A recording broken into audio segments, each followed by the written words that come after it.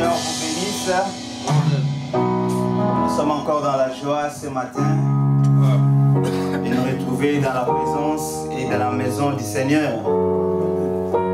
Sans plus tarder, nous allons prendre nos Bibles et nous allons lire la parole de Dieu dans Ecclésiaste chapitre 3. Ecclésiaste chapitre 3 au verset 15. La Bible dit ceci: ce qui est a déjà été, et ce qui sera a déjà été, et Dieu ramène ce qui est passé. Prions le Seigneur. Éternel Dieu Tout-Puissant, Créateur des cieux et de la terre, donateur de la vie éternelle, nous te remercions infiniment, ô Dieu, pour ce moment que tu nous accordes encore dans ta présence. Nous venons, Père de gloire, comme des mortels, Seigneur, ô Dieu. Ô Dieu de gloire, étant un peuple nécessité qui dépend que de toi, puisses-tu, Père, nous venir en aide encore ce matin, Seigneur. Alors que, ô Dieu de gloire, nous voulons ouvrir nos bouches pour parler, Seigneur. Nous voulons que, Père, nos bouches, ô Dieu Tout-Puissant, charnelles, puissent être fermées et que la bouche de l'Esprit puisse être ouverte, ô Dieu, pour parler à ton peuple qui nous écoute, ô Dieu Tout-Puissant. Et donne-nous un entendement spirituel pour comprendre des choses spirituelles que toi, tu as réservées pour nous, Seigneur. Bénis notre Église, bénis notre pasteur, bénis, Père, tout un chacun de nous, Seigneur. Nous abandonnons toutes les choses entre tes saintes mains, afin que, Père, ta parole nous soit accordée. Dans le nom puissant de Jésus-Christ, te le demandons ainsi. Amen. Amen. Que le Seigneur vous bénisse encore une fois. Amen. Je remercie le pasteur qui m'a donné cette opportunité, parce que normalement c'est lui qui devait prêcher, mais il m'a permis que je puisse me tenir devant sa chair. Et je remercie également le frère André ainsi que le frère Jean-Béni Sako, qui sont les collaborateurs du pasteur, ainsi que tout un chacun de nous qui nous suivent là où vous êtes. Amen. Donc ce matin, nous voulons parler de notre sujet, c'est l'échappatoire. Et mon inspiration, c'est le confinement. Quand nous sommes dans ces temps, les confinements, cette inspiration m'est venue pour que nous puissions parler de cela. Si ça peut aider ne fût-ce qu'une âme, Dieu sera dans la joie pour cela. Donc là où nous venons de lire dans la Bible nous montre que ce qui est déjà été et ce qui sera a déjà été. Donc c'est-à-dire Dieu ne fait que ramener ce qui y est là aujourd'hui. Et ce qui sera demain, c'est ce que nous sommes en train de vivre aujourd'hui. Donc le confinement, ça n'a pas commencé avec nous, le confinement, mes chers amis, frères et sœurs. Le confinement n'a pas commencé avec nous ici, mais c'est quelque chose qui a déjà existé, qui a déjà commencé dans le temps, comme le dit et le confirme la Bible, que ce que nous sommes en train de voir aujourd'hui, ça a déjà été.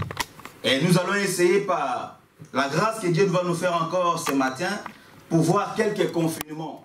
J'en ai énuméré 3, mais il y en a tellement beaucoup. Mais nous allons comprendre avec la parole de Dieu, c'est quelques confinements qui ont été existés et que cela puisse nous servir. Nous allons voir comment Dieu a pu faire accompagner ses enfants qui étaient dans des moments difficiles. Parce que nous vivons des temps vraiment difficiles pour ce monde.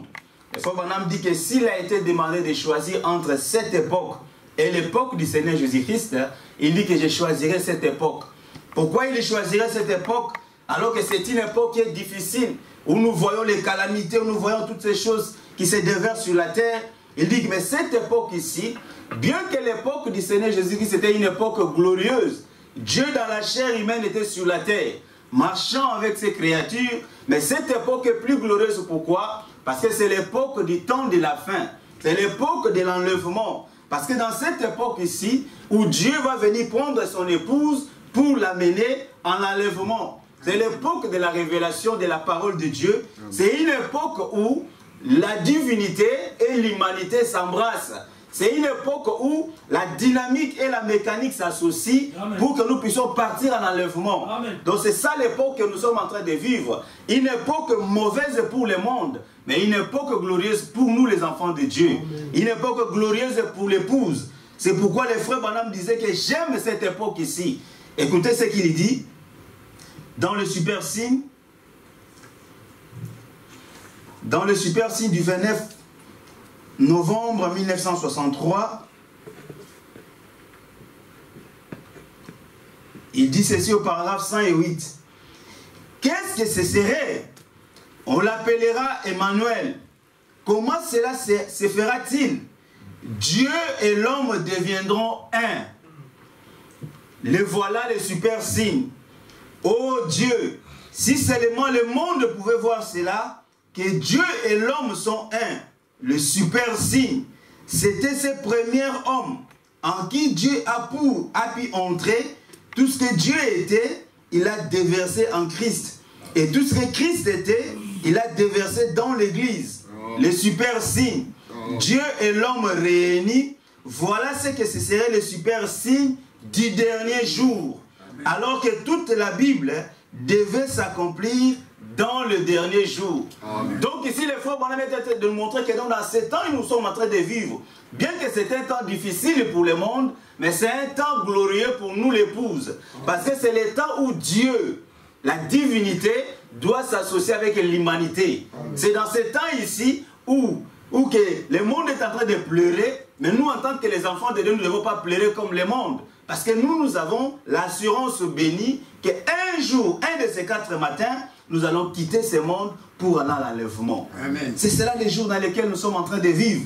C'est pourquoi la Bible dit que consolez-vous avec ces paroles, les paroles de l'évangile. C'est cela notre joie, c'est ce qui fait au fait notre joie. Donc ce matin, nous allons parler sur l'échappatoire, dont l'inspiration c'est le confinement. Selon le dictionnaire, le confinement c'est une restriction de mouvement et de liberté. Donc quand nous sommes confinés, si dans les jours où on n'était pas confinés, on marchait, on pouvait aller au travail, on pouvait aller faire les shopping dans des magasins, mais maintenant, cette liberté-là est maintenant restreinte. Donc nous sommes confinés, nous sommes quelque part où nous n'avons plus le droit de beaucoup bouger. Donc nos mouvements sont surveillés, comme ici à Bruxelles. Il y a maintenant le couvre-feu de 22h à 6h. Chez les Flamands, c'est de minuit à 5h. Pourquoi? Parce que l'État veut qu'il n'y ait pas beaucoup plus de propagation de cette maladie que nous avons. C'est pourquoi on nous fait confiner. Mais dans le spirituel aussi, parce que la Bible dit que si vous voulez savoir ce qui se passe dans le spirituel, regardez ce qui se passe dans le naturel. Donc le naturel stupéfie toujours le spirituel. Amen. Donc là nous sommes en train d'être confinés, nous sommes déjà confinés, et ça c'est le confinement, mais nous allons parler de quelques confinements qu'il y a eu. Et moi j'ai dit que non, je ne vais pas prendre tous les confinements qu'il y a, mais nous allons prendre juste 3 confinements, et après je vais vous laisser partir. Donc nous allons parler, le premier confinement, c'est le confinement de Noé. Le deuxième confinement, c'est avec Moïse. Et le troisième confinement, c'est le confinement du temps de la fin avec William Marion Branham. Donc commençons directement avec le confinement avec Noé. Donc nous voyons qu'à l'époque de Noé, la pensée de l'homme regardait ou était toujours tournée vers le mal. Donc tout ce que l'homme faisait, ne regardait pas simplement la parole de Dieu, mais l'homme regardait tout simplement le mal. C'est ce que la Bible nous dit dans Genèse, pour avoir le contexte de ce qui s'est passé au temps de Noé. Là, nous sommes dans Genèse 6.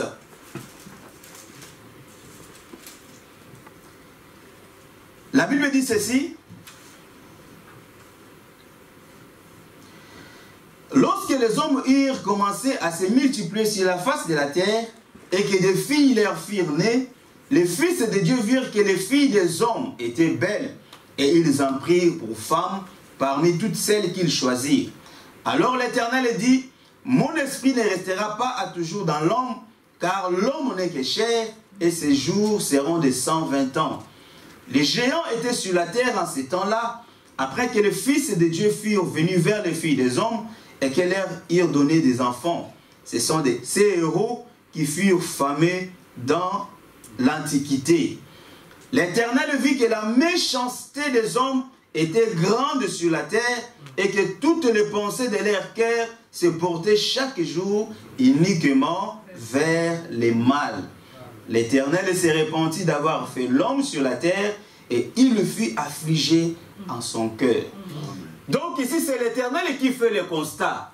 Ce n'est pas l'homme qui fait le constat, mais c'est Dieu lui-même, le Créateur, qui fait le constat que la méchanceté des hommes était grande sur la terre. Amen. Alors Dieu s'est résolu lui-même de faire quoi? De détruire l'homme que lui-même a créé.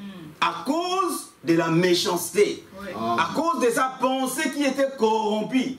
La pensée de l'homme était corrompue à telle enseigne que l'homme ne pouvait pas penser à Dieu. Tout ce qu'il pensait, c'était simplement le mal.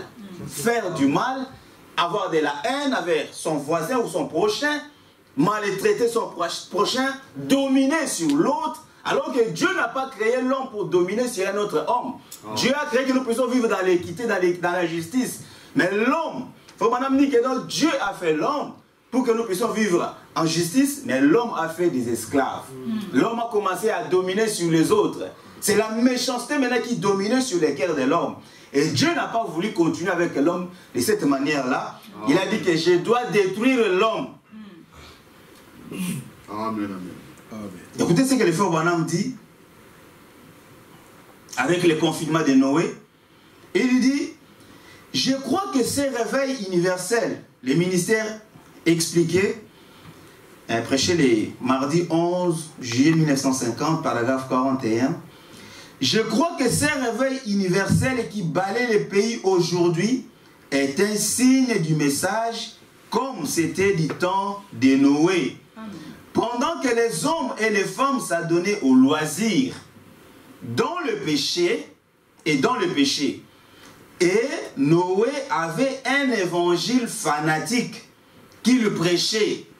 Mais il a appelé les gens à se réfugier dans l'arche. Amen. Donc nous voyons que dans le premier confinement avec Noé, comme nous l'avons dit, que l'arche était là où les gens qui étaient agréables à Dieu étaient confinés. Amen. Donc eux, ils étaient confinés dans l'arche. Donc l'arche, c'était le type de confinement. Pendant que dehors, les gens ou les hommes se donnaient au loisir, comme le dit le frère Branham. Ils se donnaient au jeu des cartes. Ils se donnaient à toutes ces choses que nous avons aujourd'hui. Ils se donnaient au péché. Mais Noé a reçu la grâce. Il a obtenu, parce que la Bible dit que non, Noé fut le seul juste sur la terre d'obtenir la grâce de Dieu pour recevoir le message. Et Dieu lui a dit, fais-toi une arche. Tu seras confiné. Pourquoi Noé devait être confiné dans l'arche? Parce que Dieu devrait détruire. Mais comme Dieu ne peut pas détruire et les justes et l'injuste, du fait que lui il est juste, il a dit à Noé, toi tu as trouvé grâce, mais apporte la parole. Mais Dieu savait que non, ces gens-là n'auront pas la crainte, n'avaient pas la crainte de Dieu dans leur cœur pour croire à la parole, mais au moins Dieu voulait les avertir. Amen. Dieu a envoyé Noé. Le frère Branham dit que Noé a prêché pendant 120 ans. Il n'avait qu'un seul sujet, entrer dans l'arche, entrer dans le confinement de l'arche, fouiller les trésors du monde, fouiller toutes ces choses. Il répétait le même message tous les jours. Quand il sortait, il disait Dieu va détruire, il y aura la pluie. Mais les hommes se moquaient de Noé, ils se riaient de Noé, ils se disaient oh non, il n'y a pas la pluie. Et ils avaient raison. Il n'y avait pas non plus aussi la pluie à cette époque. Vraiment. Parce que la Bible dit que non, Dieu a arrosé la terre par l'humidité tout simplement. Il n'y avait pas la pluie à cette époque. Ils sont montés même jusqu'au ciel. Et ils sont revenus pour dire à Noé, mon cher Noé, ce que tu dis là est faux et archi faux. Parce que la pluie, il n'y en a pas. Noé leur a dit, vous avez raison. Il n'y a pas de pluie. Mais moi, Dieu m'a dit qu'il va pleuvoir. Amen. Noé ne s'était pas contenté des recherches scientifiques et des gens. Ils avaient des recherches et des données qui prouvaient qu'il n'y avait pas la pluie. Oui. Mais Noé s'est contenté de ce que Dieu a dit. Dieu a dit il va pleuvoir. Et Noé s'est accroché à cela. Il s'est accroché à la parole de Dieu. Si nous aussi nous nous accrochons à la parole de Dieu, de ce que Dieu a dit, nous allons voir les mêmes résultats que Noé. Amen. Donc Noé, Dieu lui dit de faire l'arche parce qu'il va pleuvoir.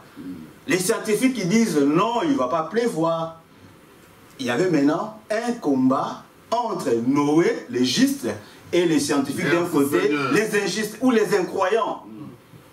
Alors Noé, comme il a reçu la grâce de Dieu, il a commencé à prêcher la parole. La Bible dit que non, le temps que nous sommes en train de vivre, c'est comparable au temps de Noé. Amen. Il y avait beaucoup du monde qui peuplait la terre à l'époque de Noé. Mais remarquez qu'il n'y avait qu'un seul qui fut choisi par Dieu. Donc Dieu n'a pas regardé à la multitude des gens. Alors qu'il y avait aussi des milliards comme aujourd'hui. Nous sommes plus ou moins 6 milliards sur la terre. Alors que nous avons aussi la parole de Dieu que Dieu nous envoie comme à l'époque de Noé. Écoutez ce que le frère Branham continue ici, il dit. Mais il a appelé les gens à se réfugier dans l'arche. Au paragraphe 84 du message des grâces, prêché le dimanche 27 août 1961, la grâce de Dieu est arrivée au temps de Noé. Noé n'était qu'un homme ordinaire, lui et sa famille. Mais puisque Noé craignait Dieu, il croyait Dieu. Vous ne pouvez craindre Dieu et ne pas croire. Donc le frère Branham, il le souligne ici que non, tu ne peux pas dire que non, tu crains Dieu, mais ne pas croire. Non, ce sont deux choses qui sont, ça se contredit. Donc quand toi tu dis que non, tu crains Dieu, cela veut dire que tu dois croire à ce que Dieu a dit. Amen. Quand Dieu dit que non, il doit pleuvoir, toi tu dis Amen à ça. Cela montre que non, toi tu crains Dieu et tu crois aussi à ce qu'il dit. Amen. Parce que Salomon, le grand sage, a dit que non, la crainte de l'Éternel, c'est le commencement de la sagesse. Amen. Comment pouvez-vous craindre quelque chose que vous ne croyez pas? Vous devez craindre Dieu. Salomon a dit, le commencement de la sagesse, c'est la crainte de Dieu. Amen. Maintenant, en craignant Dieu, vous commencez à avoir de la sagesse. Amen. Et la crainte de Dieu, il n'a pas fini. Noé a craint le Seigneur et il a cru le Seigneur, et votre foi en Dieu, c'est ce qui l'honore. Donc votre foi en lui, c'est ce que Dieu honore. Amen. C'est juste. Noé, Dieu l'appela par grâce et le sauva ainsi que sa maison. Car c'est la grâce qui fit cela. Ce n'est pas parce que Noé était un homme plus beau et plus grand que tous les autres. Non. Ce n'est pas que Noé fréquentait la meilleure église du pays. Non. Ce n'est pas qu'il faisait partie de la meilleure organisation. Ce n'est pas qu'il était capable de très bien s'habiller. Ce n'est pas parce qu'il avait plus d'argent. Ce n'est pas qu'il était une personne spéciale. Mais c'était à cause de la grâce de Dieu que Dieu sauva Noé. La grâce sauva Noé, non pas ses œuvres, mais sa grâce. Et sauva aussi sa famille. Amen. Amen. Amen. Donc, frère Branham est en train d'insister de nous dire ici que non, Noé, ce n'était pas parce qu'il fréquentait la meilleure église ou la meilleure organisation. Non. Il était un homme ordinaire, c'était un fermier. Mais Dieu a laissé les sages, Dieu a laissé les gens qui s'habillaient très bien, parce que Jésus a dit que ceux qui s'habillent très bien sont dans des palais. Mais Noé ne s'habillait pas très bien. Il était un homme qui était un marginal. Ce sont les marginaux qui acceptent la parole de Dieu plus facilement. Parce que ceux qui s'habillent mieux, ils sont dans des palais, ils sont dans des fêtes, ils sont dans des loges. Mais Noé, lui, il regardait tout simplement ce que Dieu a dit. Ce n'était pas parce qu'il était dans une meilleure organisation. Non, regardez notre église. Ce n'est pas la meilleure église. Mais simplement, il faut montrer aussi que non, la grâce de Dieu, c'est cette grâce-là qui l'a sauvé. La grâce de sauvant Noé, non pas ses œuvres. Parce que Noé était aussi dans le même monde que ces gens-là. Il était dans la même terre que ces gens-là. Mais la Bible dit que Noé trouva grâce devant Dieu. Et il entra dans l'arche. Dieu a trouvé un moyen pour Noé, pour que Noé puisse échapper à la colère de Dieu. Parce que le jugement, c'est la colère de Dieu qui se déverse sur la terre. Mais Noé ne pouvait pas passer dans cette colère-là de Dieu comme il a trouvé la grâce devant ce Dieu. Dieu a dit non, toi tu es mon fils, fais-toi une arche et entre. Quand la colère de Dieu va passer, toi tu seras protégé et gardé. C'est cela l'arche. C'était ça, le confinement de Noé. Il était gardé, protégé où? Dans l'arche. Pendant que le monde pleurait, pendant que le monde gémissait, pendant que le monde courait d'ici et là, mais Noé était en sécurité. Amen. Parce que Noé craignait Dieu, parce que Noé avait confiance en Dieu, parce que Noé avait saisi la vision et il avait tenté dans l'arche pour faire ce que Dieu lui avait dit. Et quand il a commencé maintenant à construire l'arche, vous allez remarquer que non, l'arche de Noé, ou son bateau, n'était pas comme tous les bateaux que nous connaissons. Nous savons tous que non, quand quelqu'un fait son bateau, il le fait au bord de la rivière, de la mer, c'est là-bas qu'on le fait. Parce que quand il va finir, directement on va le propulser pour entrer dans l'eau. Mais Noé ici, avec Noé, l'arche de Noé n'était pas là dans la vallée. Mais l'arche de Noé était où? Sur les sommets de la montagne. Donc c'était un peu comme... Noé était devenu comme fou pour le monde. Amen. Parce que la parole de Dieu dit que non, la parole de Dieu est une folie pour ceux qui se perdent. Amen. Donc pour le monde, Noé était devenu fou. En plus, tu nous dis qu'il y a la pluie. Et deuxièmement, toi, tu vas construire les bateaux où? Sur la montagne. Mais non, mais ce sont des choses qui n'existent pas. Alors, Noé, il s'en foutait des gens. Lui, il commençait à faire son bateau. Il y a ses enfants qui l'aidaient à faire ça. Et après, quand il a fini de construire le bateau, Dieu lui a dit maintenant d'appeler les animaux, de venir rentrer dans l'arche pour qu'ils soient à l'abri. Et quand Noé l'a fait, tous les animaux sont venus dans l'arche. Deux à deux sont venus et sont rentrés dans l'arche pour qu'ils puissent conserver leur vie. Amen. Parce que les animaux ont écouté la voix. Mais l'homme est devenu incrédule et insensible à la voix de Dieu. Ça, c'est vrai. Les animaux sont rentrés et vous allez remarquer que dans l'arche de Noé, les lions étaient là. Amen. Il y avait aussi la brebis qui était dans la même arche. Amen. Et posez-vous la question, est-ce que les lions dans l'arche, il était un carnivore ou bien un herbivore? Pendant 40 jours. Donc vous allez voir que dans l'arche de Noé, tous les animaux mangeaient que la seule nourriture que Noé leur donnait. Amen. Mais quelle était la nourriture que Noé donnait à tous ces animaux? Alors que les autres étaient des carnivores, d'autres étaient des herbivores. Mais tous là-bas, ils n'avaient pas de nourriture dans l'arche de Noé. Il n'y avait qu'une seule nourriture dans l'arche de Noé. Et l'arche de Noé, c'est le message. Mais aujourd'hui, qu'est-ce que nous voyons dans nos messages, dans nos églises du message? Le frère dans la même église, ils se combattent. Alors que dans l'arche de Noé, les lions ne pouvaient pas dire à l'antilope, hé petit, tu sais, sur la terre, qui moi je suis. Les lions n'avaient jamais dit ça à l'antilope. Les lions n'avaient jamais dit ça à la chèvre. Les lions n'avaient jamais dit ça à n'importe quel animal qui était dans l'arche avec lui. Non. Il y avait l'harmonie dans l'arche.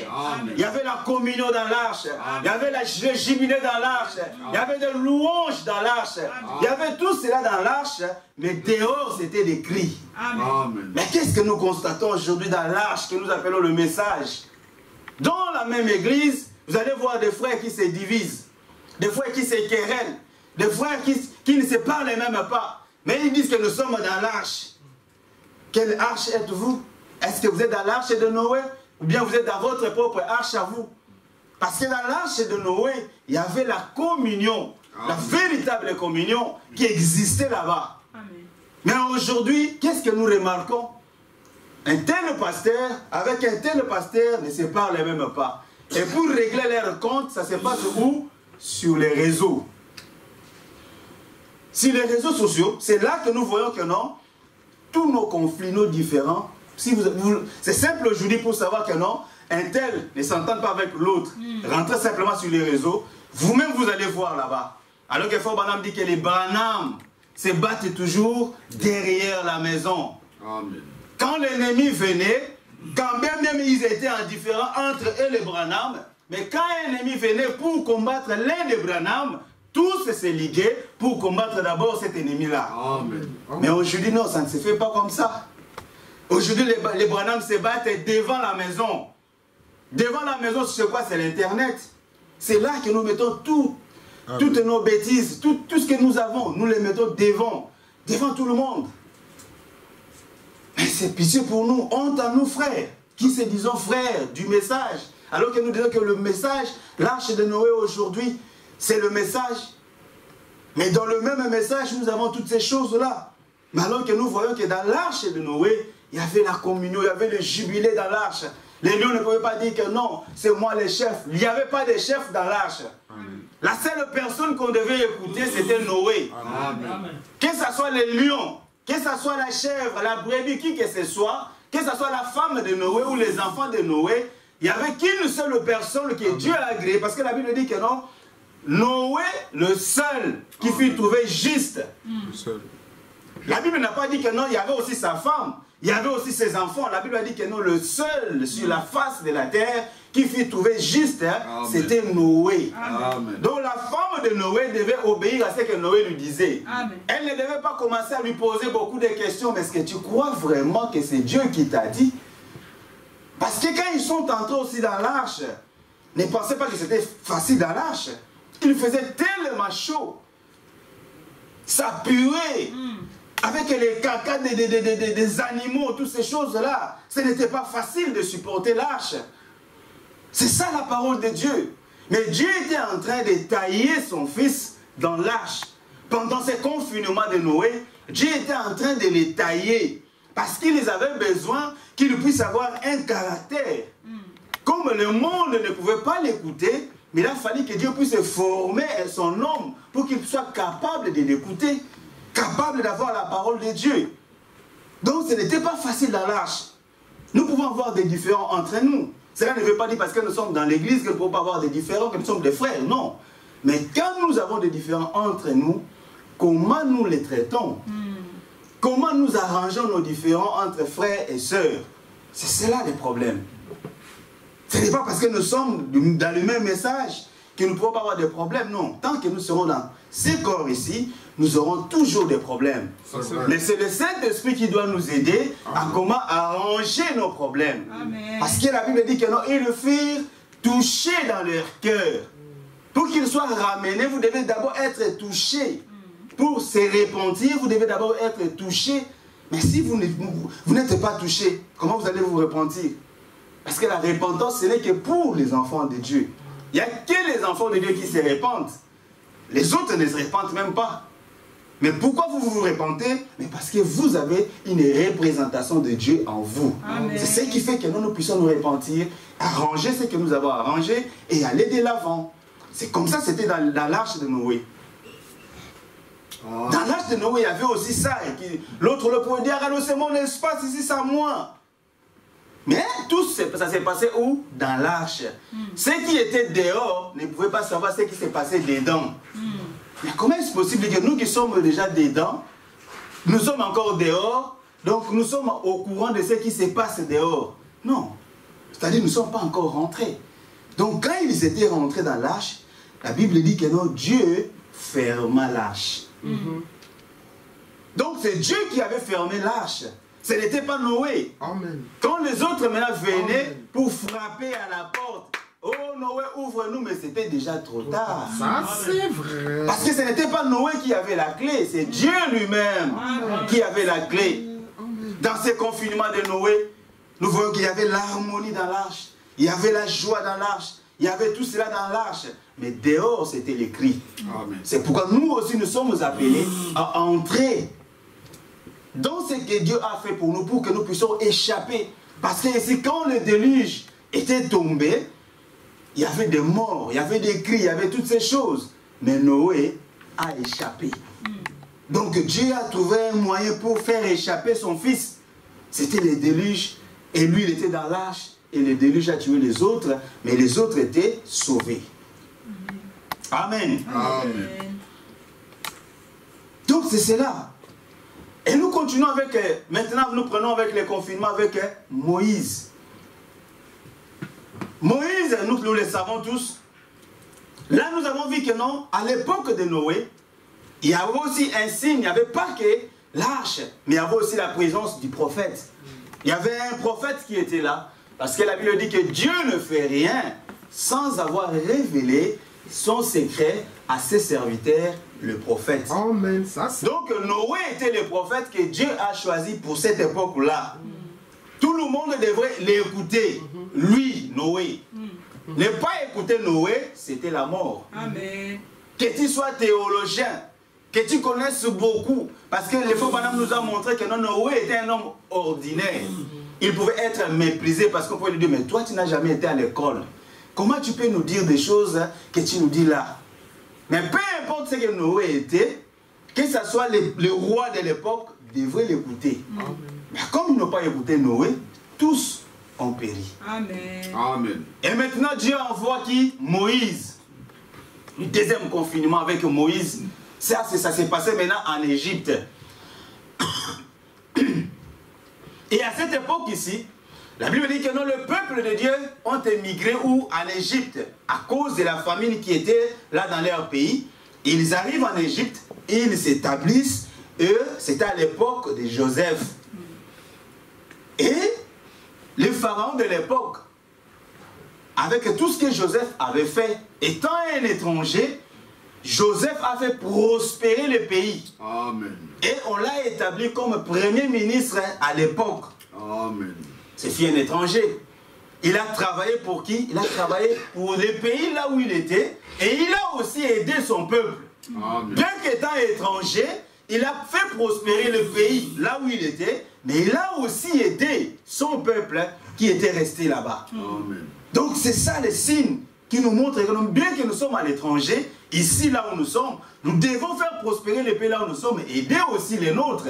Amen. Comme Joseph en Égypte, il n'était pas égyptien, mais les pharaons lui ont fait confiance en lui accordant la responsabilité. Amen. Et quand il a fait son travail, très bien son travail, on lui a donné une meilleure partie du pays. C'était où? À Goshen, là où il était établi.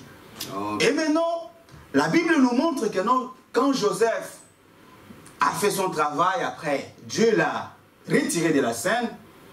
Et ici, la Bible nous dit, nous allons lire à Exode, pour que nous puissions comprendre dans ces confinements maintenant. Amen.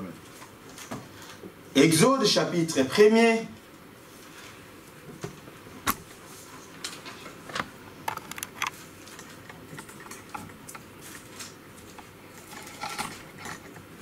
Exode 1er, 8.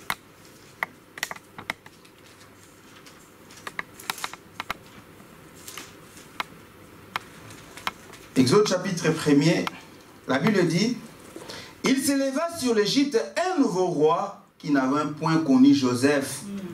Il dit à son peuple, voilà les enfants d'Israël qui forment un peuple plus nombreux et plus puissant que nous. Allons, montrons-nous habiles à son égard, empêchons qu'il ne s'accroisse et que s'il survienne une guerre, il ne se joigne à nos ennemis pour nous combattre et sortir ensuite du pays. Dieu a créé l'homme libre, comme le dit le fort Panam, mais l'homme a fait des esclaves. Voilà encore ici, avec Noé, nous avons vu que c'était la pensée de l'homme qui était corrompu, et Dieu devait faire quoi? Dieu devait détruire. Pareil ici avec le confinement avec Moïse, nous voyons que non, la même pensée, le même esprit qui était au temps de Noé, ce sont les mêmes esprits qui reviennent avec le nouveau pharaon d'Égypte ici. Parce que Joseph était là, il a fait du bien à l'Égypte, mais après son départ, la Bible nous informe que non, le roi qui est venu après, lui n'avait pas connu Joseph. Il a simplement vu un peuple qui s'est accru, donc ils sont devenus nombreux. Alors il a commencé à avoir peur. Ses pensées commençaient à lui déranger. Il commençait à se dire que si on laisse ce peuple ici s'accroître comme ça, comme ils sont déjà devenus nombreux, s'il y a une guerre un jour qui s'éclate ici, donc eux aussi vont faire quoi? Ils vont se liguer contre nos ennemis pour nous combattre. Mais avant qu'ils puissent faire ça, nous dévançons-les déjà. Vous voyez quoi? C'est quoi? La pensée. Donc la même pensée là-bas, qui s'est tournée vers le mal, c'est toujours le mal aussi ici. Ces pharaons aussi commençaient à penser toujours le mal. Et Dieu ne pouvait pas être content de cela. Parce que c'est toujours le même Dieu qui était avec Noé, c'est le même Dieu qui est aussi avec Moïse. Donc ces pharaons aussi a pris la résolution, il a convoqué la réunion. Il a dit non, dorénavant, ces gens ici ne vont plus être des hommes libres. Maintenant, nous allons les faire devenir des esclaves. Ils vont maintenant commencer à beaucoup travailler. Avant, ils travaillaient normalement comme tout le monde. Mais maintenant, quand le roi, le pharaon a instauré maintenant la loi, il a dit que non, maintenant ils vont faire des corvées ici. Les corvées, c'était quoi maintenant? C'est de construire des villes, de faire tout ce qu'ils voulaient. Ils devenaient maintenant des esclaves, pouvaient travailler, se lever tôt le matin et se coucher tard la nuit. Le lendemain encore, vous revenez encore travailler. Avant même que non, ils travaillaient, ils faisaient des briques, mais là, et les briques et la paille, avant on leur donnait la paille pour faire les briques, et maintenant le roi dit non, il ne faut plus leur donner la paille. Ils doivent d'abord aller chercher la paille, après quand ils cherchent la paille, ils viennent maintenant commencer à faire des briques. C'était devenu compliqué et dur, difficile pour les enfants d'Israël. Les frères Branham nous renseignent aussi que non, c'est à cette époque, c'est le premier pharaon qui a instauré le travail même pour les femmes. Parce que les femmes ne travaillaient pas. Les femmes étaient à la maison, mais lui s'est dit non. Pour que ces enfants ne puissent pas commencer à continuer à se multiplier, et les femmes, et les hommes, et les enfants, tous doivent travailler. Parce qu'en rentrant à la maison, soit à la maison, qu'ils ne puissent même pas avoir le temps pour prier. C'était quoi la pensée de l'homme qui était toujours corrompu? Donc, il a fait ça pour empêcher la multiplication du peuple de Dieu. Or, si vous lisez dans la Bible, Dieu avait dit à l'homme, multipliez-vous. Mais l'homme maintenant veut faire quoi? Il veut mettre barrière. Qu'est-ce que nous remarquons aujourd'hui? Ils ont tous ces concentrations que nous connaissons pour empêcher que les hommes puissent se multiplier. Tous ces mariages homosexuels que nous avons aujourd'hui, c'est pour empêcher que les gens puissent se multiplier. Tous les avortements que nous avons aujourd'hui, c'est pour empêcher toujours la multiplication.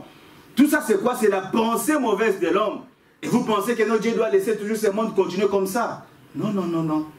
Donc ici, avec Moïse, comme ce pharaon aussi ne connaissait pas Moïse, et nous connaissons l'histoire de Moïse, comment il est devenu, comment il était élevé dans la maison des pharaons, comment sa maman lui disait que toi tu n'es pas un Égyptien, toi tu es un Juif, un Israélite, c'est toi qui dois sauver, toi qui dois libérer ces peuples.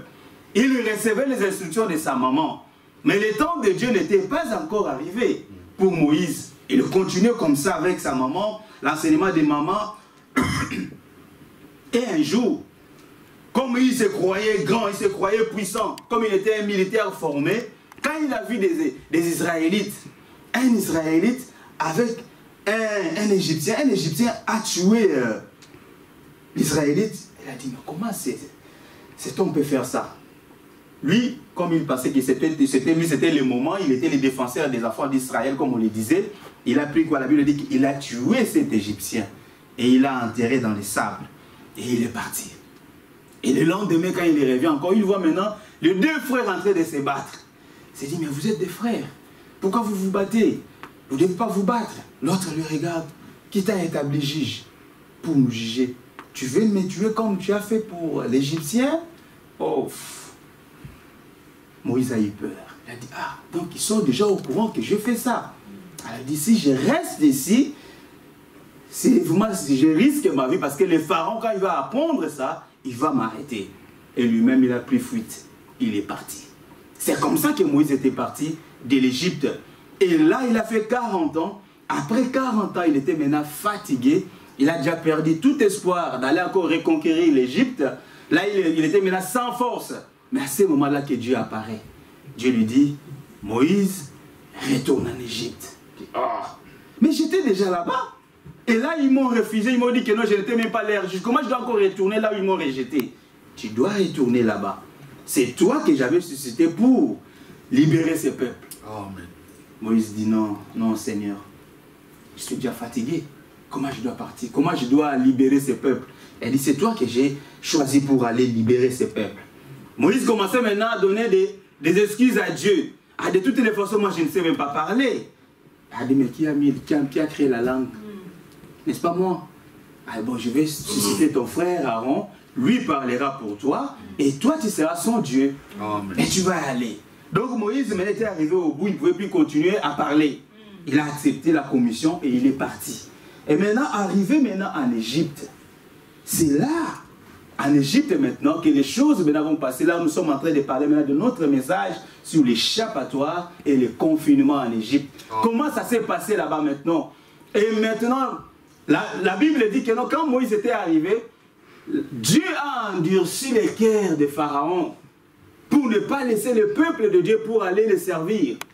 Mais maintenant, Dieu, pour lui montrer que non, il est le Dieu créateur de toutes les choses, il a commencé à déverser quoi? Le plaie sur toute l'Égypte. Il dit, dans la prédication Parle à ces rochers, du dimanche 12 juin 1960, paragraphe 23, il dit combien ils avaient facilement oublié que lorsque les plaies tombaient sur l'Égypte, eux, ils étaient protégés. Amen. Que lorsque tout était couvert de mouches, il n'y avait pas une seule mouche autour d'eux. Que lorsque tous les lits étaient infestés de poux, tous les vêtements et tout, il n'y en avait pas un seul sur eux. Amen. Les grenouilles étaient dans les armoires et partout ailleurs, partout chez les incroyants, mais eux avaient été protégés. Amen. Dieu manifestait sa miséricorde.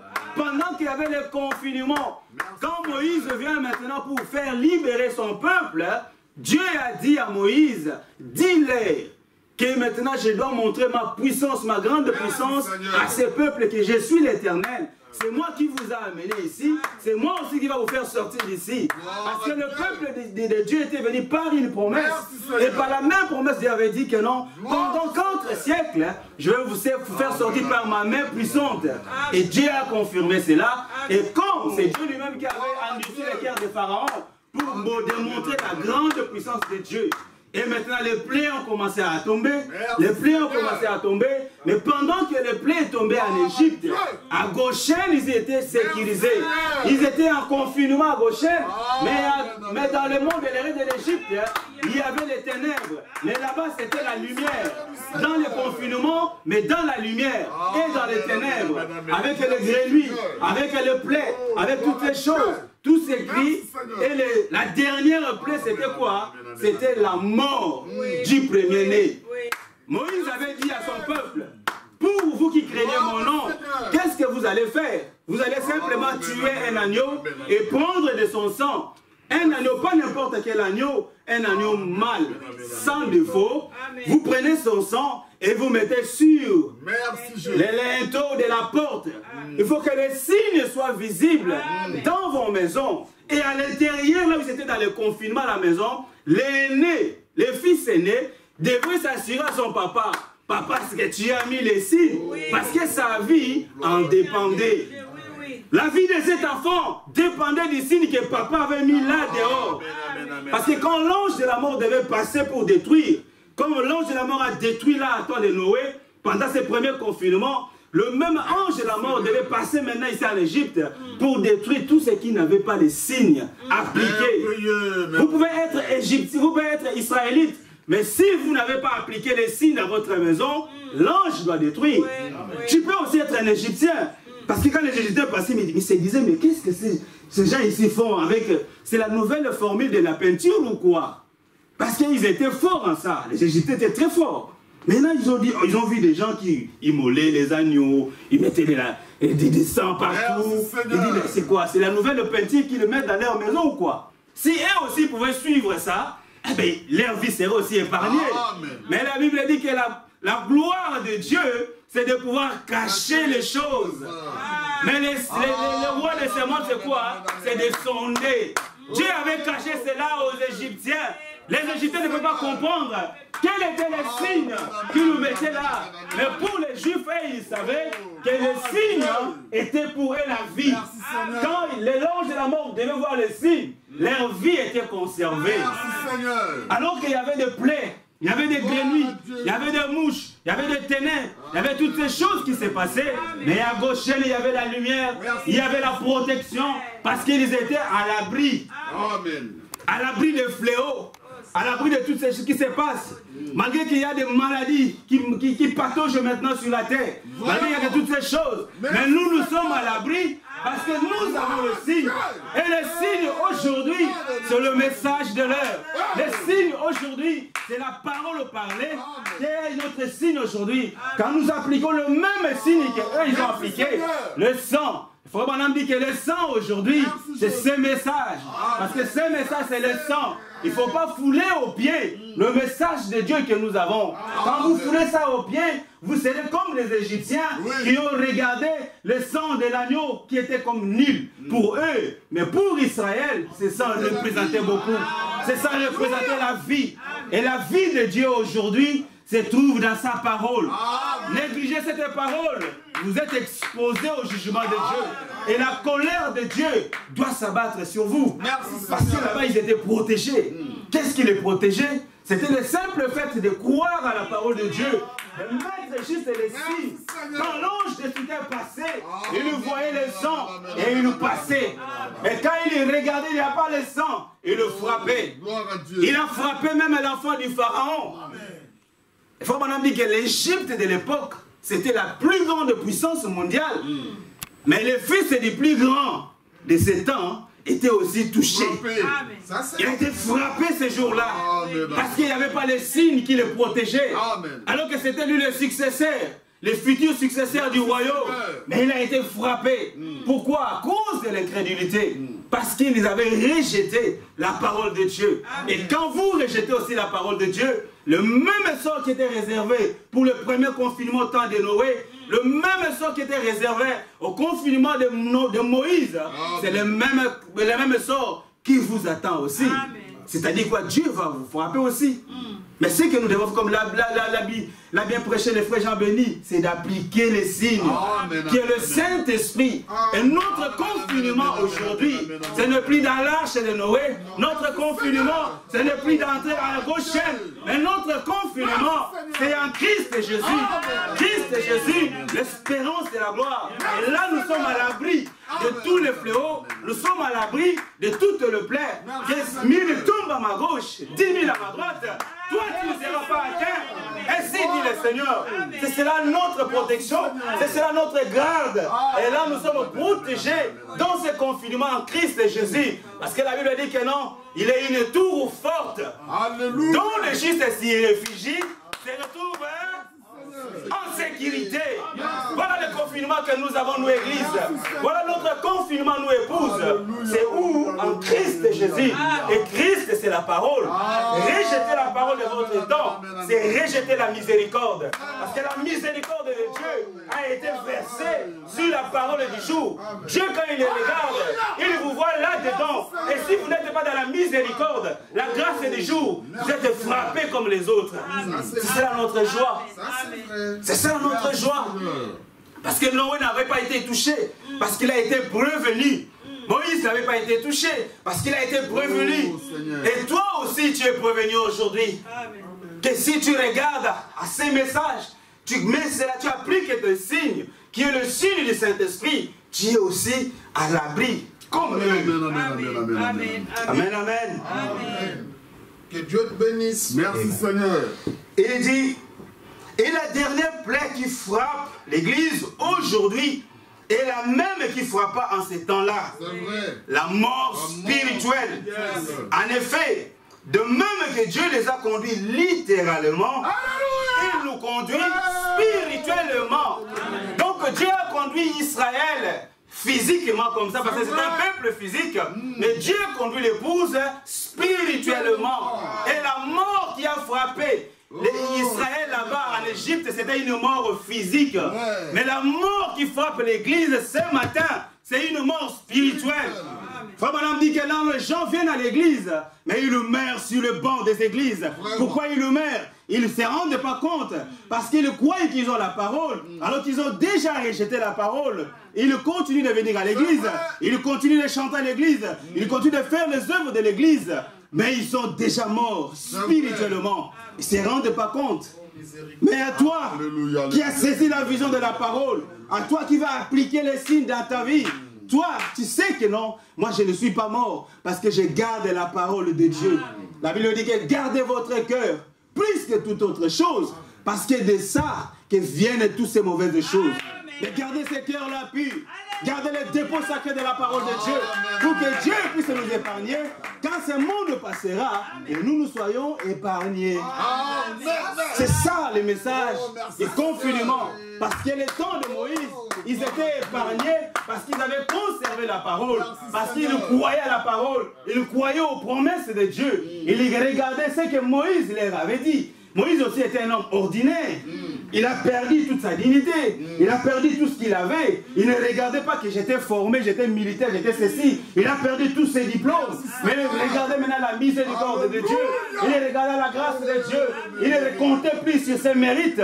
Parce qu'il a dit à Dieu, je ne peux pas. Et quand il a dit que je ne peux pas, c'est à ce moment que Dieu a dit, toi tu peux maintenant. La force est parfaite, dans la faiblesse est parfaite.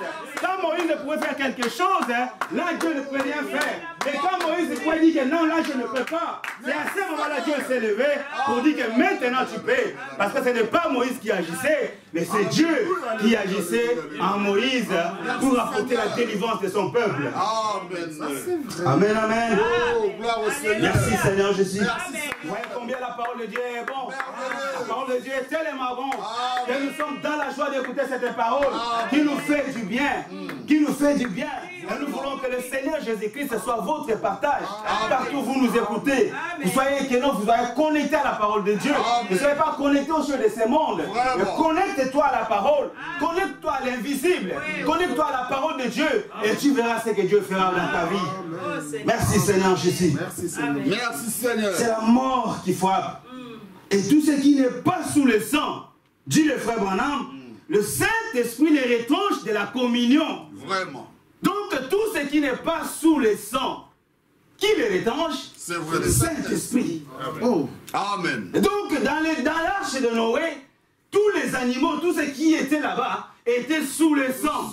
Amen. Protégés, et il n'y avait personne pour les retrancher. Amen. Mais ce qui était retranché, tous ceux qui ont rejeté le message de Noé, Amen. ils n'étaient pas sous le sang, ils n'étaient pas sous la communion, il n'y avait pas de la joie dans eux. Pourquoi? Parce qu'ils avaient rejeté la parole de l'heure. Amen. Amen. Et quand nous aussi nous rejetons la même parole comme à l'époque de Moïse, le Saint-Esprit nous dit que le Saint-Esprit va vous retrancher dès la communion.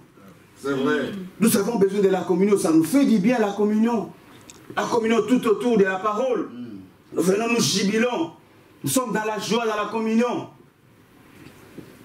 Mais quand nous ne sommes pas agréables à Dieu, qu'est-ce qu'il fait? Il nous retranche tout simplement. Dans ce matin, devons-nous ressaisir. Dieu n'a pas besoin de multitudes pour croire à sa parole.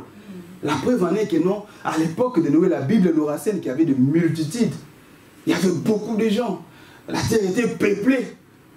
Mais Dieu a choisi qu'une seule personne. Frère Branham me dit, regardez à l'époque de Noé, il y avait beaucoup de gens.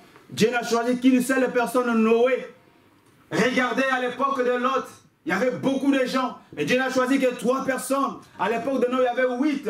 Vous faites 8 plus 3, ça fait 11. Frère Branham me dit, dans 1 sur 1 million, je serais étonné de voir dans cet âge une douzaine partir en enlèvement vivant. Amen. Quel âge sommes-nous? Est-ce que nous sommes encore dans l'âge de blaguer? C'est un âge sérieux, mes frères. Oui.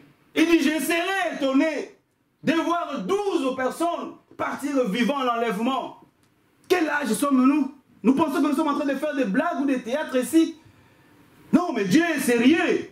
Amen. Le Saint-Esprit est en train de retrancher. Parce qu'il sait de quoi il nous parle. Amen. Avec tout ce que nous avons aujourd'hui dans ce monde. Et vous pensez que Dieu doit laisser ce monde continuer comme ça? Ah mais non. Parce que la même pensée de l'homme qui était corrompu à l'époque de Noé, la même pensée de l'homme qui était corrompu à l'époque de Moïse, c'est la même chose qui se passe maintenant, comme nous l'avons lu dans la Bible. Dieu ne fait que ramener ce qui était déjà passé. Il n'y a rien de nouveau sur la face de la terre. Ça, comme nous l'avons dit que le confinement n'a pas commencé avec nous. Ça a déjà commencé. Là, nous avons lu juste, ici nous avons juste pris quelques confinements. Pas beaucoup, quelques confinements. Donc Dieu est sérieux dans ce qu'il dit. Amen. Nous devons réfléchir sur nos voies, mes frères et mes sœurs. Réfléchissons sur nos voies, c'est ce que nous sommes en train de faire. Dieu est en train de nous mettre à part. Parce que Dieu est en train de regarder, il est en train de traiter individuellement. Nous ne venons pas dans les messages parce que c'est papa qui nous sait bien, que papa nous amène. Mais un temps, Quand papa nous a amenés, il a fait son travail en tant que père. C'est à toi maintenant, enfant, qui m'écoute, de prendre ta propre décision. Amen. Ça, c'est vrai. Il faut que le même message de papa soit aussi ton message à toi. Amen. Que Dieu te bénisse. Amen. Amen. Moi, j'allais aussi à l'église. Mon père et ma mère m'amenaient à l'église, à l'école le dimanche, avec tous mes petits frères et sœurs. Mais un jour, Amen. Amen. j'ai pris ma propre décision. Papa n'était même pas au courant que je m'étais fait baptiser. C'était un jour, un été, au mois de juin comme ça. Je suis allé prendre le baptême. Nous, à l'époque, c'était chez Papa Landou. J'ai pris mon baptême là-bas et je rentrais à la maison. On m'a demandé, toi, tu étais où? Mais je n'avais que 16 ans. Quand j'avais pris la décision, et dès ce jour-là jusqu'à aujourd'hui, je suis toujours là en train de servir mon Dieu. Parce qu'il y a eu quelque chose qui s'est passé au fond de mon cœur. Je n'ai jamais allé encore regarder de gauche à droite. Parce que je sais à qui moi j'ai écrit. J'ai vu que le message de papa était la vérité. Aujourd'hui, je suis loin de mon père, loin de ma mère. Mais je continue toujours à soutenir ces messages. Parce que ces messages, c'est ma propriété. C'est mon héritage. Je défends ces messages tout haut. Et je bénis mes parents là où ils sont, parce qu'ils avaient fait leur travail. Donc toi aussi, enfant qui m'écoute aujourd'hui, tu dois prendre ta décision. Il faut que le même message des papas soit ton message. Sinon, il faut m'a prêché un message. La désillusion au jour du jugement. Mais ce jour-là, la prostituée de la gare du Nord ne sera pas surprise, mes frères. Parce qu'elle sait ce qu'elle fait. Elle est déjà prostituée. Si là où il va aller, elle le sait déjà. Elle sait déjà là où elle peut aller. Mais qui sera surpris ce jour-là? C'est toi mon frère.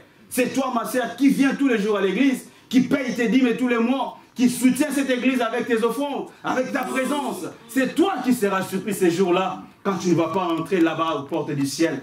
Pourquoi? Parce que tu as été un peu négligent. Mais ce matin, ressaisis-toi un peu.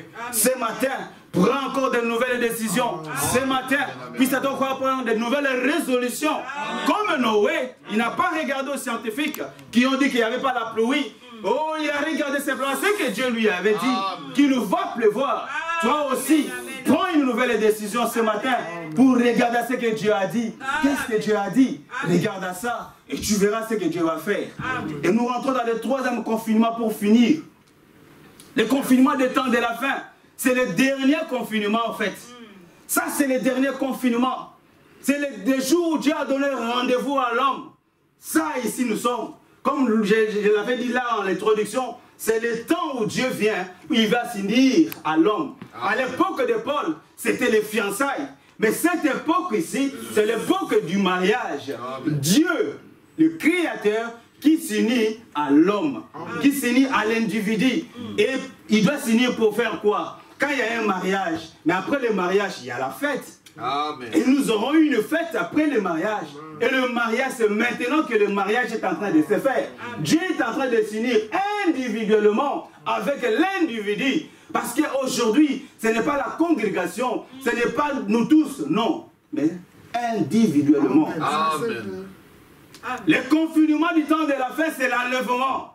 Quand le monde va passer dans la tribulation, dans les cris, dans toutes ces choses. Mais toi et moi, qui resterons fidèles à la parole comme Noé, comme Moïse, nous serons pris dans l'enlèvement pendant 3 ans et demi.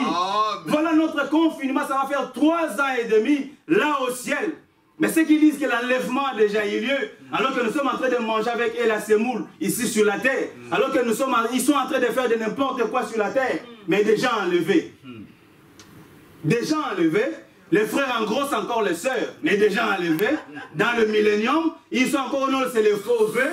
Il y a encore les divorces, il y a encore le mariage. Dans le millénium, dans le mariage, dans l'éternité, dans toutes ces choses. Non, frère. Frère Branham dit, je ne crois pas à un enlèvement ou à un millénium avec les papes. Frère Branham dit, je ne crois pas à ces milléniums-là avec les papes.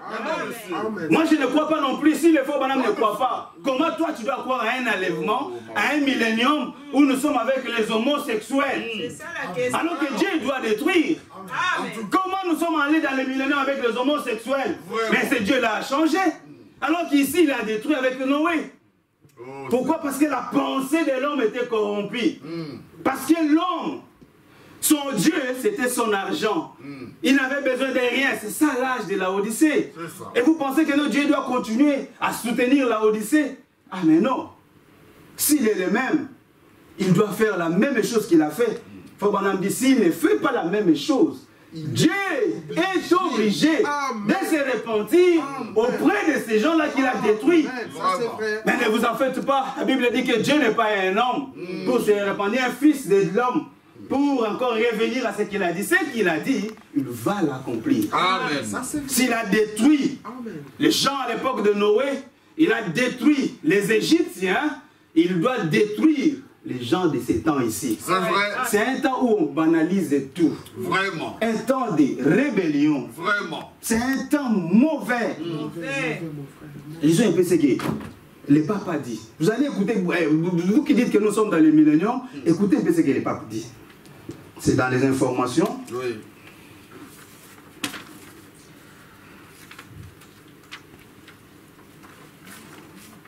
Le pape dit que non, les homosexuels sont aussi les enfants de Dieu, ils ont droit à la vie. Ça, c'est la déclaration du pape. Oui. Bah, je ne sais pas moi. Donc, vous pensez réellement que non, nous devons être là avec... Il dit ceci. C'est vraiment un temps d'insouciance, il dit. Discours du pape, soutenant le mariage civil homosexuel. Qu'est-ce qu'il dit? Les personnes homosexuelles ont le droit de vivre en famille. Ce sont des enfants de Dieu. Ça, c'est le pape qui le dit. C'est ça. Il dit que non, les homos, ce sont les enfants de Dieu. Or, nous savons, la Bible nous dit que non, à Sodome, Dieu a détruit Sodome et Gomorrhe pour ça. C'est ça. C'est un haut dignitaire de l'Église qui vient ici pour dire aux gens que ce sont les enfants de Dieu. Mais comment Dieu a détruit d'autres enfants, ses enfants là-bas, et ici, il va les laisser comme ça? Non. Non. Ça, vous pouvez les lire, vous pouvez voir sur Internet. Donc, c'est rapporté sur le journal Le Soir de Belgique ici. C'est une interview accordée au réalisateur Evgeny Afnevsky. Son nom est là. Vous pouvez les voir et vérifier. Vous allez voir ces discours, ces paroles sont là. Donc, et vous pensez réellement que non, nous devons continuer comme ça? Non, frère. Non. Donc, ce message, c'est le message qui nous prépare, qui nous conditionne pour l'enlèvement. Pendant 3 ans et demi, nous serons confinés là-bas, au ciel. Et pendant ces temps ici, sur la terre, ce sera la grande tribulation pour secouer, pour juger tous ces impies, tous ces abominables, tous ces gens qui font le mal, qui maltraitent des gens, qui ont de la méchanceté, la pensée corrompue. Tous, parce que c'est le dernier confinement en fait, il n'y aura pas un autre. Ça c'est les temps de la fin. Dieu nous a envoyé un prophète, le prophète est venu, il a fait son travail, il a fini sa mission et il est parti. Dieu l'a retiré du ciel. C'est ce que nous attendons que le départ. Et le frère Branham a prêché un message, le départ soudain. Amen. Amen. Et secret. Amen. Donc ça ne sera pas un départ où, comme les dénominations chantent,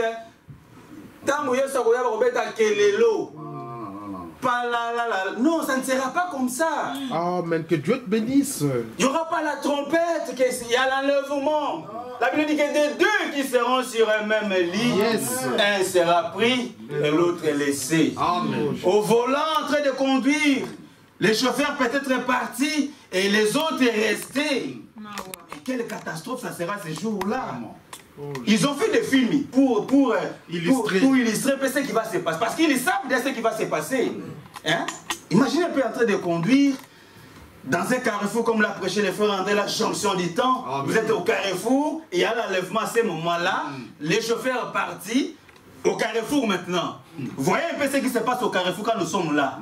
Et ce jour-là, maintenant, ça s'est fait comme ça. Vous voyez un peu les gens de mort, les morts qui seront ce jour-là. Miséricorde. Et vous voulez passer à ce temps-là. C'est un temps difficile. Frère Branham a dit c'est pour le monde. Mais pour nous, c'est un moment glorieux. Amen. Parce que nous allons à la rencontre de notre époux. C'est le moment que nous attendons. Parce qu'il dit la seconde venue, c'est l'espoir de l'Église. S'il n'y a pas la seconde venue, alors arrêtons de prêcher. Retournons au monde. nous allons passer le temps. On a consacré toute notre jeunesse. Je vous ai dit que j'ai pris ma décision à 16 ans. Oui, papa, Loba. Donc je dois maintenant, au lieu de faire tout ce que les autres, mes amis font dans le monde, moi je ne le fais pas. Je dois être juste pour, à la fin on me dit que non, il n'y a pas d'enlèvement, il n'y a rien du tout. Donc non, mais non, ça sera injuste. Mais Dieu est juste. Ce qu'il a dit, il va l'accomplir. Soyez certainement de Dieu. Et vous verrez ce que Dieu a dit, il va l'accomplir. Que le Seigneur vous bénisse.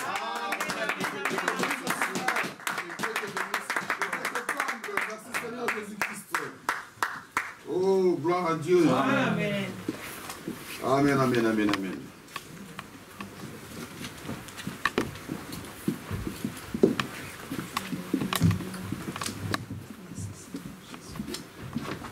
Donnons une belle acclamation, nous sommes ici pour le Seigneur. Combien Jésus-Christ est merveilleux, Jésus-Christ est grand, et vous aussi qui suivez là où vous êtes aussi, applaudissez le Seigneur, acclamez pour notre grand roi, pour la nourriture qui vient fortifier nos âmes ce matin, et pour la grâce qu'il nous a accordée avec ce merveilleux message qui vient d'être prêché. Amen. Que le Seigneur vous bénisse et qu'il bénisse son serviteur. Amen. Qui nous a apporté cette belle nourriture ce matin. Alors, nous allons nous mettre... Amen.